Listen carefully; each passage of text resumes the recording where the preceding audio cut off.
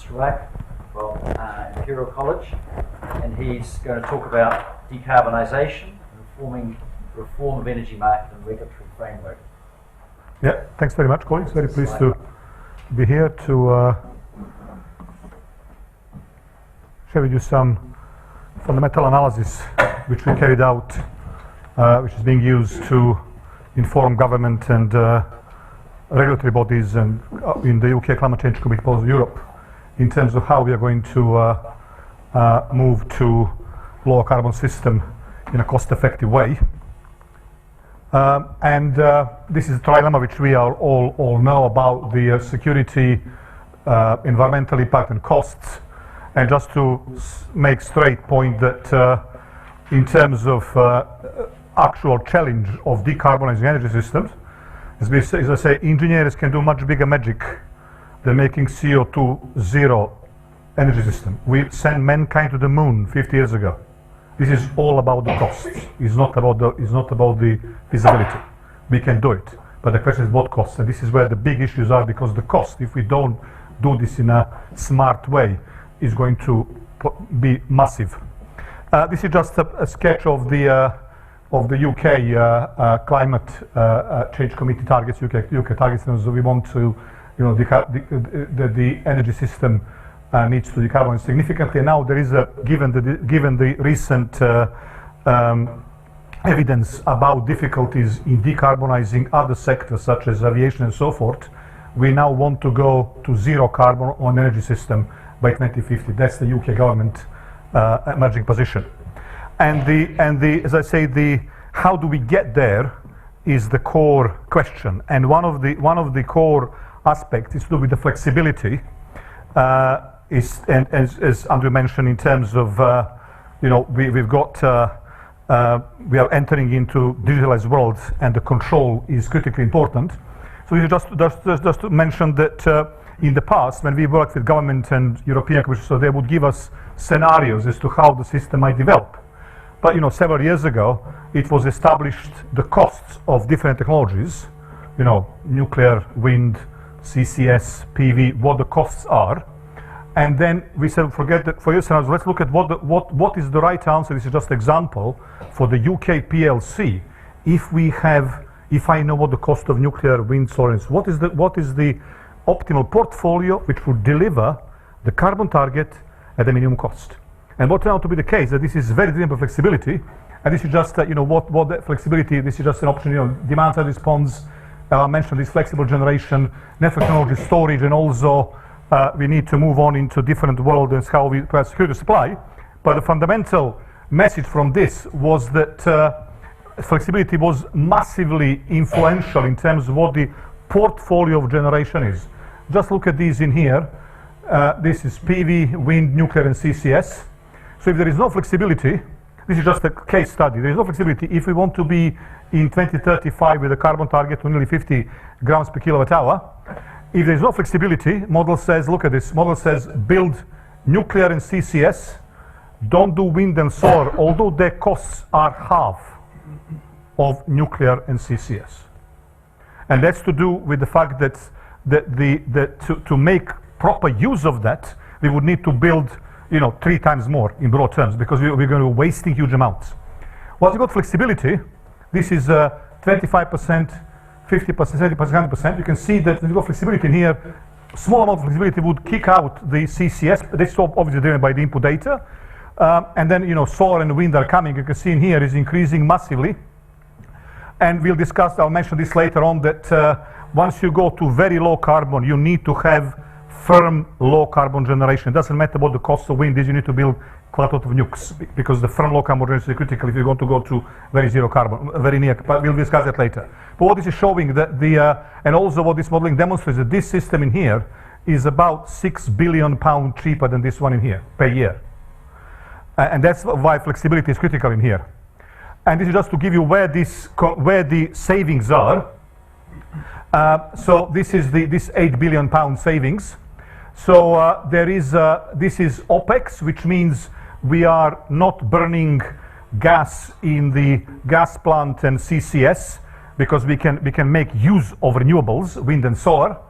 We would need to also, we don't need to reinforced distribution networks because we can be smart is how we on the demand side use how we charge vehicles and heat pumps and all the rest of it. I'll mention this a bit later. There also the interconnection costs will be smaller, and the big thing in here, the biggest thing in here is the generation capex of low carbon, which means you can see it's nearly £4 billion.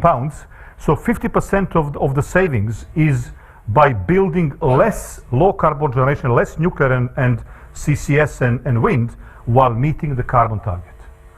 And this is just to show you very briefly. Don't have time to go to this. This is the scenario which we received from the government several years ago, which delivers what should deliver. But there was no flexibility in here. If we've got flexibility, then we demonstrate, which is demand side response, interconnection, flexible generation, storage. We can achieve the same carbon target by building 10 gigawatts less nuclear and 15 gigawatts less offshore wind. And that stuff is not cheap, and that's where we need to go. And in terms of the market in here, we currently do not have that. We do not have market design aligned with the low carbon agenda, and that's a big problem. This is one of the big problems which we have. That's where we are. And because the flexibility, in fact, can compete with low carbon generation, but we don't have that in place. So that flexible sources cannot get any revenues from doing the right thing for the country. This is just to briefly mention our model. I won't go into the details, but we have published lots of papers. It's been going on for 10 years. The core aspect of this modeling is capturing time and spatial resolution. And time goes from fraction of a second to multiple years. And that's one of the core aspects. We're spending years to get there. And also space to model local network infrastructure and national level infrastructure at the same time. That's where we spend huge amounts of time to make that work. But just to give an example, a little bit critical regarding, you may have heard about the times model, which is used by government and so forth. We demonstrated, we got the result from times model, and they said that this particular scenario had CO2 of 50 grams per kilowatt hour. When we actually run that on a second by second basis, respecting the physics of the system, it turned out to be 197 grams per kilowatt hour, not 50. So it's a massive error. That's we say the granularity when you do this analysis. We strongly believe that this is critically important. Just to give you a quick example of these flexible technologies, we'll start with storage. This was 20 years ago. I was in there is a pump storage scheme in North Wales, Genowic, 2 gigawatts pump storage scheme, which was built 40, 50 years ago. And I was there when there was a change in the market, just to see, do some sabbatical. I was there in sabbatical to do some analysis about how this storage can be used for, to support the system. But at a high level, this stuff, storage, is very capital intensive, and it wastes 25 to 30% energy you put in. How desperate do you need to be to spend lots of money on capital money on this power storage scheme which wastes this amount of energy? And what we demonstrated in 2015, this is just what the price is and how much you would build. And it's much more, but this is the number which is being kind of used by number of people. It's a little bit more than £1,000 a kilowatt. And we demonstrated in 2015 it would be potentially good to build that pump storage scheme, but it was built 40 years ago. But again, if you happen to go to North Wales, I really encourage you to go and see Electric Mountain. Engineers, we have made it, yeah. But the business case really, never wasn't there. But when we do analysis, when we go to 2030, look at this. The system is so desperate for the same amount of costs. I want to build another 7, if I could, pump storage schemes. This is how difficult the decarbonisation, particularly in the UK, with inflexible nuclear and combination with renewable renewables. To make that work, you need flexibility. And rather than wasting 100% of some of the wind, if I waste 25%, that's still better. So it's this is, and also demonstrates when we go to 2050, we want to build 10 times more. This is how difficult the system is going to be. And this is just to show that what the capacity, optimal capacity is in these scenarios, and what the benefits are. You can see that the capacity is increasing order of magnitude, and also benefits are increasing order of magnitude, and that's all to do with decarbonization. If that wasn't the case, forget about this pump storage scheme at all. Yeah. The other thing, which is a little bit contradictory to what Andrew was saying, this is to consumer participation is, in our view, pretty significant. At least, I agree. The consumer can decide, but just to show, this is standard stuff where the energy travels from the large-scale generation, which injects power into national transmission network, responsible for bulk transport of energy from generation to where the demand is, to the distribution, and then it reaches demand. And until kind of 10 years ago, nobody has looked at what this demand is. But in fact, over the last years, there was a huge amount of work in the area of understanding demand. We've also been taking part a lot in this, showing that there is a potential massive flexibility which can support, sorry, what's going on here? Yeah, which can support distribution, transmission, and generation system, and make significant savings if we use this, although no compromise on service quality. And I'm gonna give example which is not quite in line with what we said, but it's good to have a bit of a diverging view, so we can make a discussion. So what we demonstrate in here, that the energy bills of flexible consumers, if we had the perfect market, 2030 plus, would be 50% of the bills of inflexible consumers for the same amount of energy consumed without any compromise on service quality. Just to give an example, there was a project 7-8 years ago with there was a smart appliances, and there was a smart dishwasher. So what it does, when you put after having a dinner and wine, you put your dishes in, you've got two options to press. You press immediately to start, or you press smart option, which would send a signal to somebody, and you would just say when you want this to be done by. In my case, I would say 6:30 a.m. When I wake up, I want to have a cup of tea from a fresh green mug, but I don't care if it's being done. And what we demonstrate that so there's no compromise, there is no compromise or any, so what we demonstrate is that in 2030 plus, that people who press smart on their dishwasher should get about 80 pounds paid for washing the dishes. The cost of making smart dishwasher was only 3 euros more than the ordinary one, because it's all to do with just writing a bit of a code in the microprocessor which already exists in there, and having a Wi-Fi, nothing else. And the same applies to other appliances, such as, say, if you go to vehicles or heating and so forth. It's there will be no compromise. But let's say if you decide to press smart, you will have a 50% lower bills.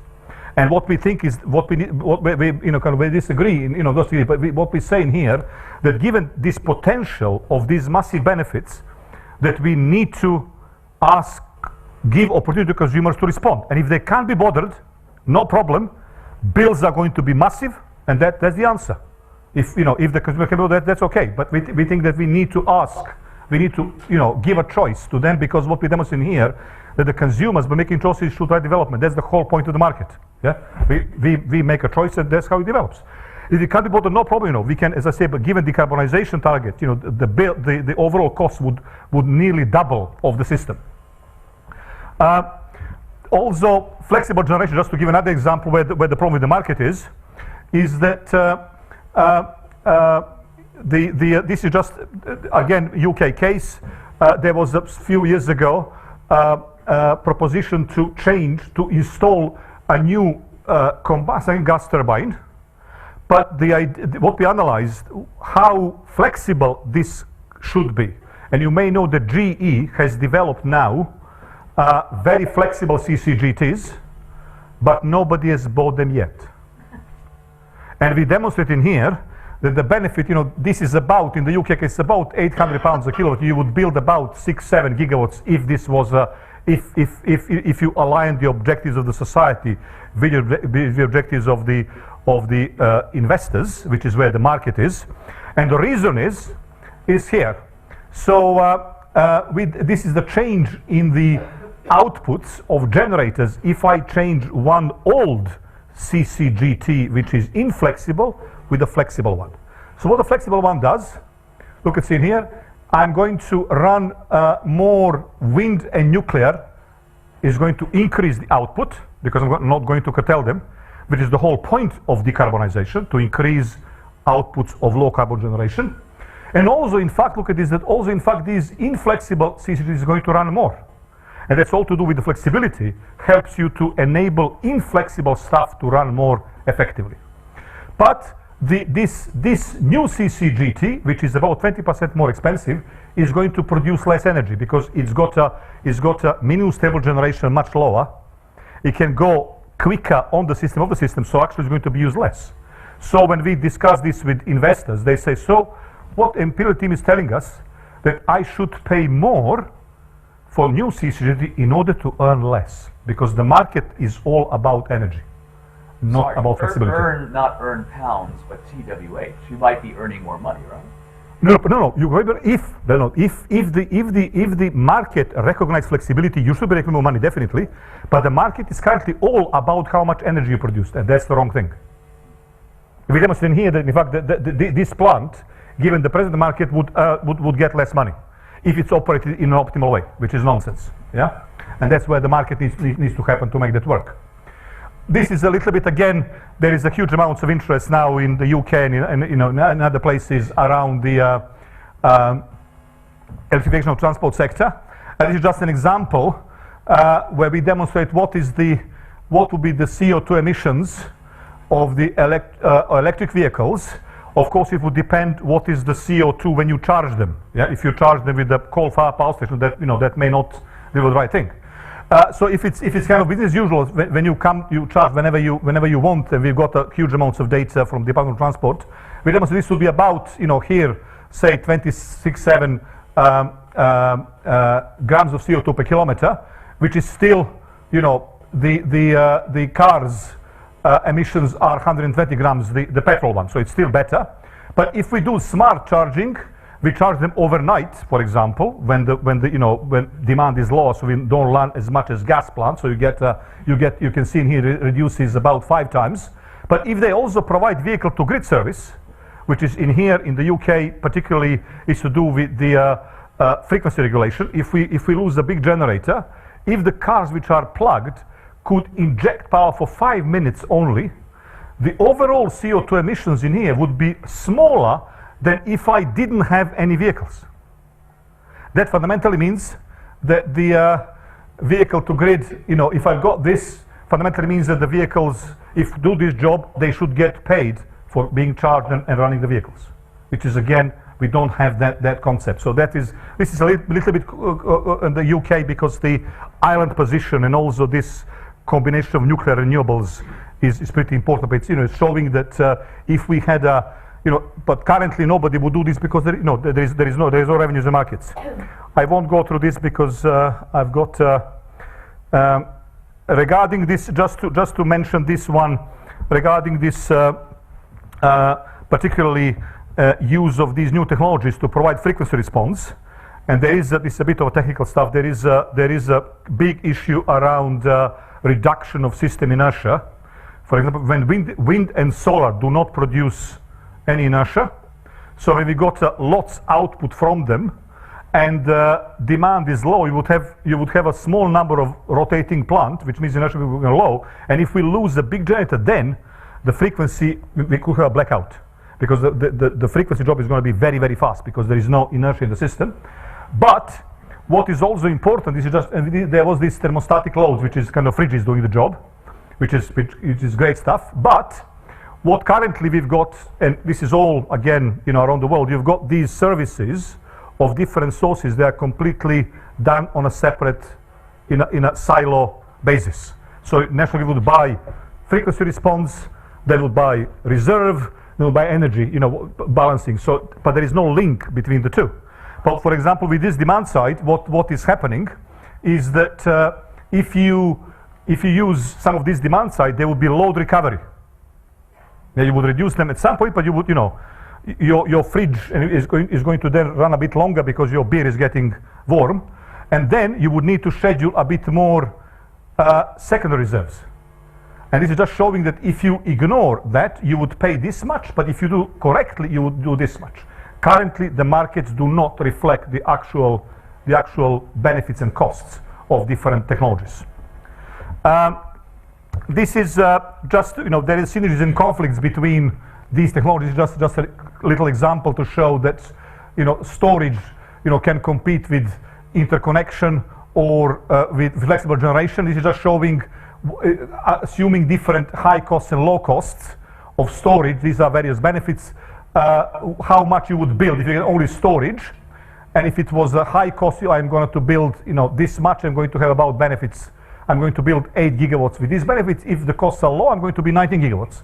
But this is just showing what the competition or synergies and conflicts between different technologies are. This is just showing that storage with conventional generation, flexible one, you would need lower benefits, but you would still build the same amount. So in fact, the synergies are significant. The same applies to interconnection.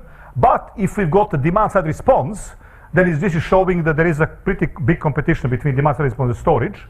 So if I've got if I've got a high cost storage and a very big demand response, I will build only 2 gigawatts.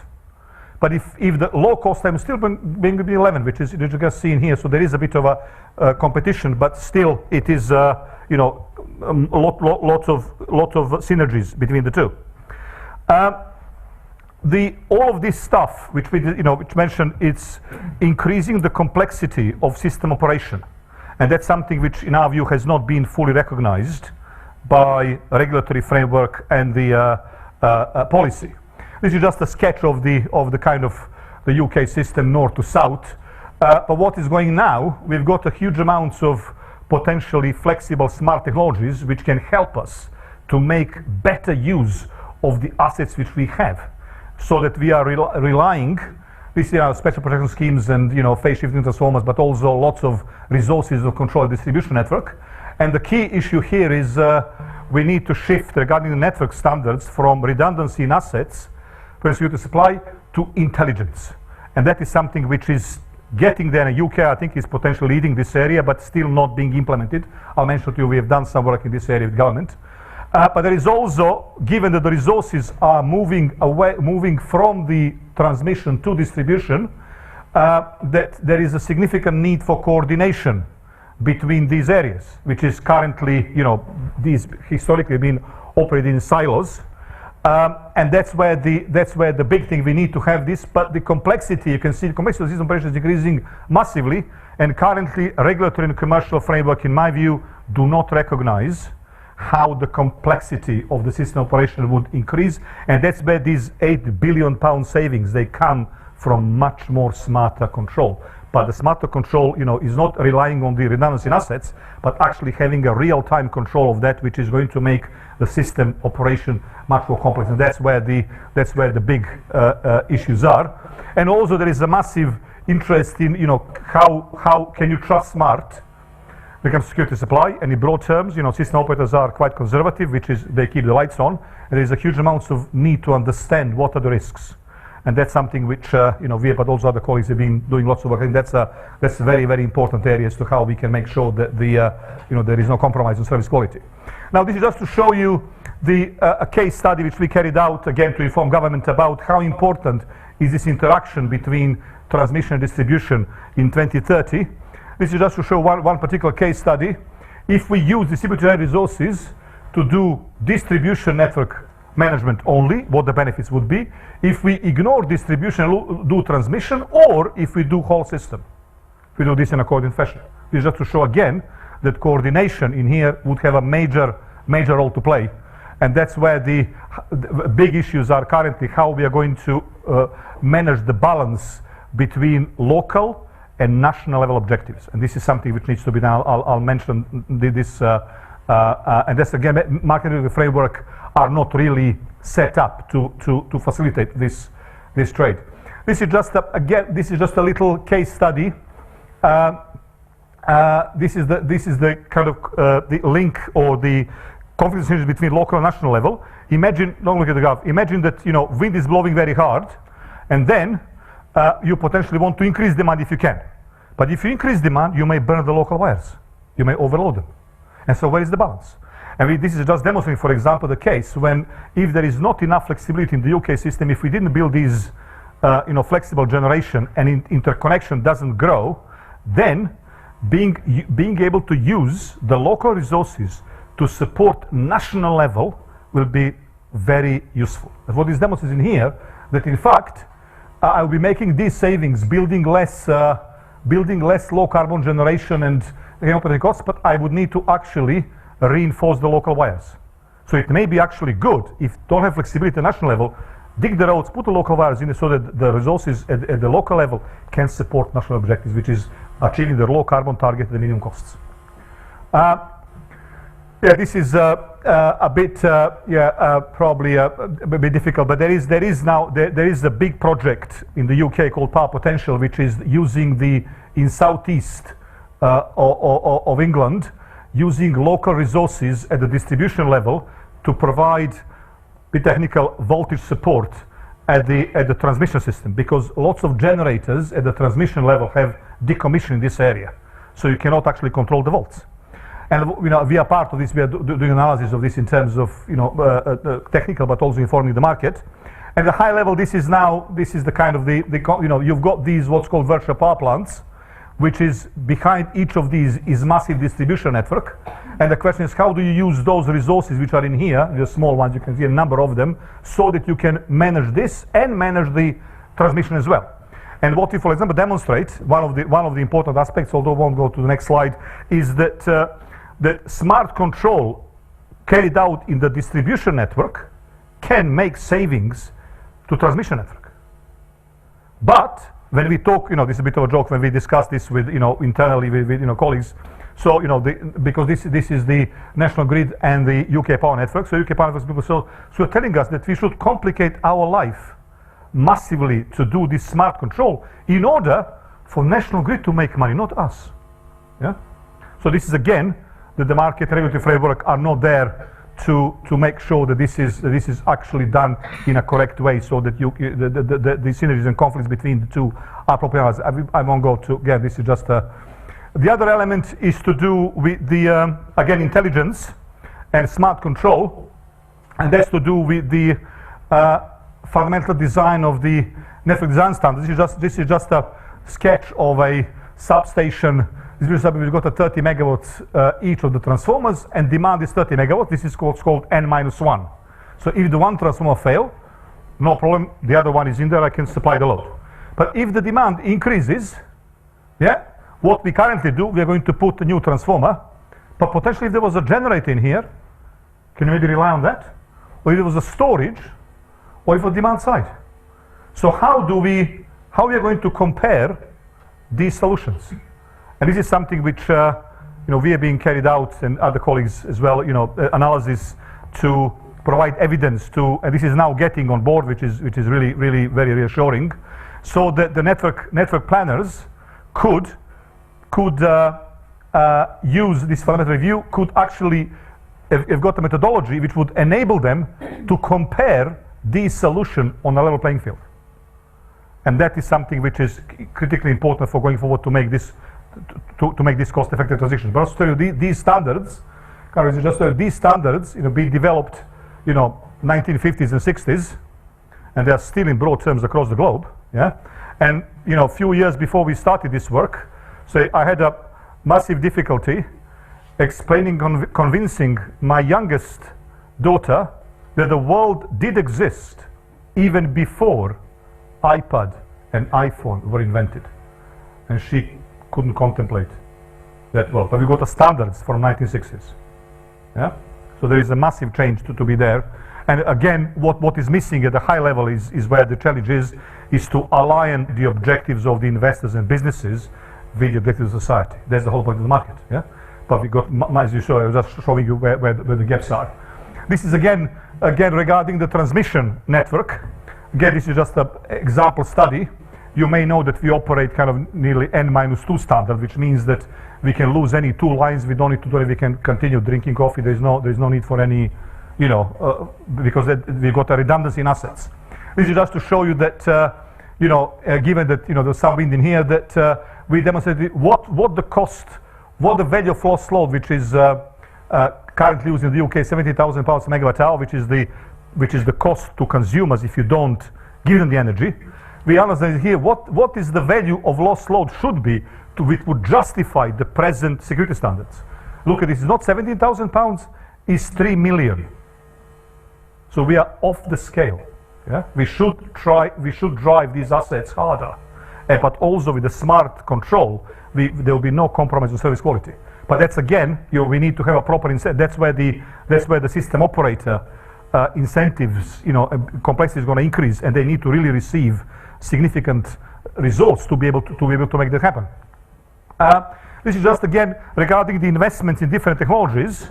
That there are problems that some of these flexible technologies provide services across, local and national level, but they cannot access these benefits. Just to say, this is, for example, the storage, balancing services. This is, buy cheap, sell expensive. Auxiliary services. There is also capacity market, potentially then cost-effective network charging. But there is also what hasn't been at all analyzed is this would potentially also reduce the need for low carbon generation. We're going to build less nuclear, but nobody can access those. And also there is option value, which is also with uncertainty given the system. And so what we demonstrate very briefly, what we demonstrate in here, that if you got a storage, which you do only energy arbitrage, which is what's being done in the past, buy cheap, sell expensive, this is how much money you would receive. But if you start doing balancing, supporting renewables, also network support, if you got also providing frequency response and also capacity market, if this was all cost effective, you can see that your revenues will be increased nearly 10 times. And then you do it. But currently you cannot possibly access nowhere near close to these revenues, so it's difficult to see how these technologies will actually merge because the businesses won't make money. And that's something which is where the market needs to enable this to happen. We won't go to this. This is charging. Again, we can discuss, with Andrea, again, not fully agree because presently the network charges in the UK, in the UK are 10% are location specific. Networks are all about location. If I had a generator at my home, I would need a network. But I need network because the generation is not where the demand is. Networks are all about location. And that is, in my view, it's not really recognized. We demonstrated flexible consumers. If we had a fully cost, this recovers all the costs in there, would be about 5 times smaller, but we currently don't have that. Nobody can access those benefits. Option value of flexible technology is also critical. And as we say, the only thing which is certain about future energy systems is massive uncertainty. Yeah? And I'll just give you an example. When we did work with the government in this 2011, I think, they gave us a scenario which had 12 gigawatts of solar in 2045. 2.5 years later, there was 13 gigawatts of solar. Yeah. So, and in the UK particularly is around the offshore developments. There is a massive resource and there is massive interest, but we don't know when, where and how much. And if you don't know that, you've got a promise to how this is going to develop. And we demonstrate that potentially, that what you could do, because it will take you years to build this, the infrastructure assets. But if you got flexibility, demand side response, storage of flexible, phase shifting transformers and so forth, you could actually control this before, until it becomes clear where the reinforcement is required, rather to build it and say, oh, should be in the other way. Yeah. But currently, so you have a very significant value of flexibility with uncertainties. But currently, you cannot, if you do deterministic planning, if you say what I'm going to do, you would actually ignore flexible technologies. And we demonstrate that if you knew exactly what was going to happen, you wouldn't use these. They only make sense because you don't know what the solutions are. But currently, market doesn't recognize option value of flexible technologies. Yeah, this is just examples which we obviously can't go through it. Just give me to say that also critically important also is the whole systems approach, which is linking the heat and this is just example of this is heat demand in the UK, annually, and this is electricity demand. You can see the heat demand is, order of magnitude bigger. And what we demonstrate that, for example, that what we've done the analysis here to say, let's suppose we are decarbonizing electricity system separately to heat system, okay? And then we say, okay, let's look at them together and then see what the differences in cost might be. And what we demonstrate in here, that in fact, I would increase investment in heating infrastructure in order to help electricity system because of this nukes and wind. And this is just showing the case that, this is zero in here. So I'm spending more money on the heat system in order to make savings electricity system, build less nukes and offshore wind, and have a much lower, because the heat system is pretty flexible. And that is not currently the case. And what we demonstrate in here, that we need to have this coordinated approach, because you would achieve significant, this is about 6 billion pounds, before 2030 per year savings if we do this in a coordinated way, rather than what we can't do, which is silo thinking. And then again, just a bit of a quick to say that again, local and national. When we discuss this with local authorities, number of them are now decarbonizing heat in their local authorities, and they are trying to find the minimum cost. When we say no, you should be doing in a different way, spend a bit more in order to scale the national level. They say, what are you talking about? So you want my citizen here to pay more money because of some national level which we never achieve. So again, there is a big gap between local and national level objectives.